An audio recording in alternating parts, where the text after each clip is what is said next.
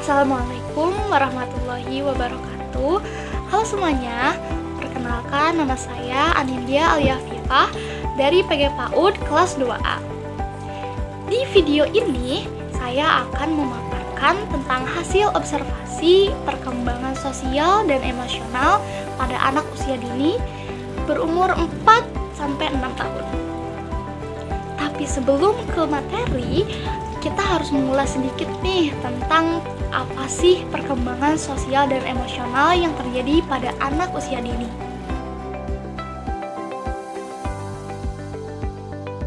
Oke, pertama-tama ada penjelasan dari Harlock pada tahun 2011. Harlock mengemukakan bahwa perkembangan sosial ini merupakan perolehan perilaku yang sesuai dengan tuntutan sosial itu sendiri. Kemudian selanjutnya ada dari Daniel Goleman.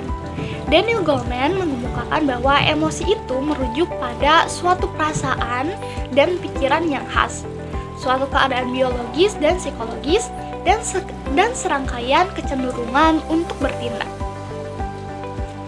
Nah, menurut American Academy of Pediatrics pada tahun 2016 dalam Maria dan Amalia menjelaskan bahwa perkembangan sosial emosional anak usia dini adalah kemampuan anak dalam mengelola dan mengekspresikan emosinya, baik emosi positif maupun emosi negatif. Nah, itu adalah ulasan sedikit mengenai definisi perkembangan sosial dan emosional anak usia dini.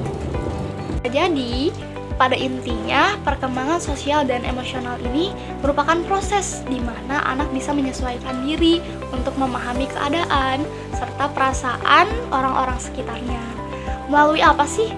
Tentunya melalui pendengaran dan juga melalui penglihatan, dan juga meniru nih hal-hal yang dilihat oleh anak.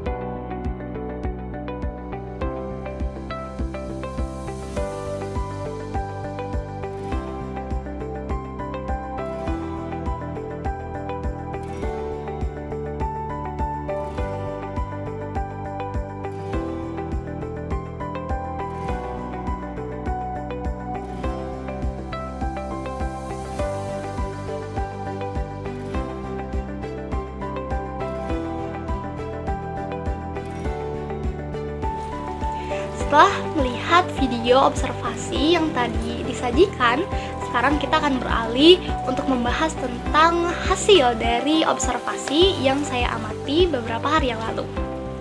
Oke, pertama, dari video tersebut menghasilkan beberapa hasil observasi.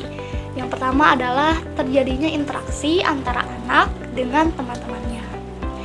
Salah satu anak menjalin komunikasi dengan anaknya yang lain merupakan ciri dari perkembangan sosial. Nah, pada kegiatan mewarnai itu, tentunya anak tidak luput dari yang namanya interaksi sosial. Contohnya seperti salah satu anak menanyakan nih kepada teman lainnya, warna apa ya yang sebaiknya aku gunakan. Nah, itu juga termasuk kepada interaksi. Kemudian anak-anaknya yang lain bercengkerama ria nih membahas suatu bahasan. Nah, itu pun termasuk kepada interaksi sosial.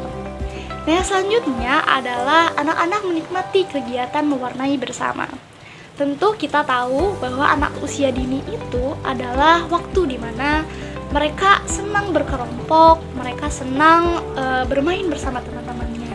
Nah, kegiatan mewarnai bersama ini tentunya menciptakan rasa gembira pada diri anak.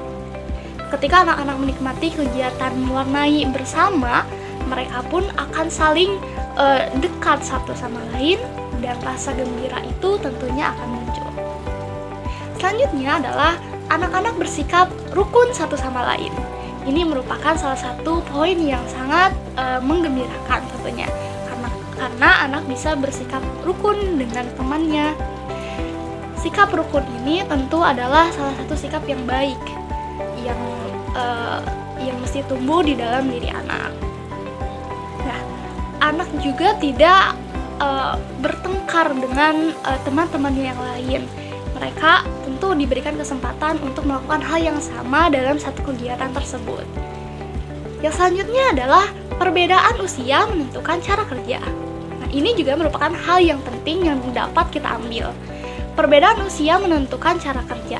Maksudnya adalah kita bisa melihat dan mengamati bahwa anak yang berusia 4 dan yang 6 tahun tentu memiliki perbedaan yang signifikan, di mana anak yang lebih tua mereka sudah bisa lebih lihai dalam memegang krayon. Kemudian saat mewarnai pun mereka dengan rapi, dengan cepat bisa menyelesaikan warna atau mewarnai sketsa tersebut. Sedangkan anak yang lebih muda, mereka biasanya lebih mengekspresikan diri mereka sesuai dengan apa yang mereka mau. Nah, kemudian selanjutnya adalah anak mampu menunjukkan sikap saling berbagi.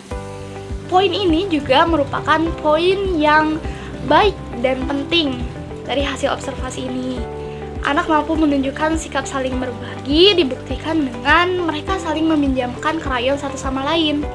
Bahkan ketika ada anak yang tidak mempunyai krayon sekalipun bisa ikut serta dalam kegiatan mewarnai bersama, karena adanya rasa saling berbagi dan mereka pun rela untuk meminjamkan barangnya kepada temannya. Dan yang terakhir adalah anak menuangkan ekspresinya melalui kegiatan bermain mewarnai. Nah, anak-anak ini dapat menuangkan nih ekspresinya melalui kegiatan mewarnai. Seperti apa? Contohnya, mereka senang, mereka mengungkapkan ekspresi mereka. Akhirnya kita bisa main mewarnai nih, melakukan kegiatan mewarnai bersama-sama.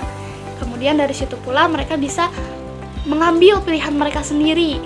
Contoh hal kecilnya, ketika anak-anak mau mengambil atau memilih warna yang mereka sukai, itu akan menimbulkan sikap percaya diri kelak, karena mereka bisa mengambil keputusannya sendiri dari hal-hal kecil seperti itu.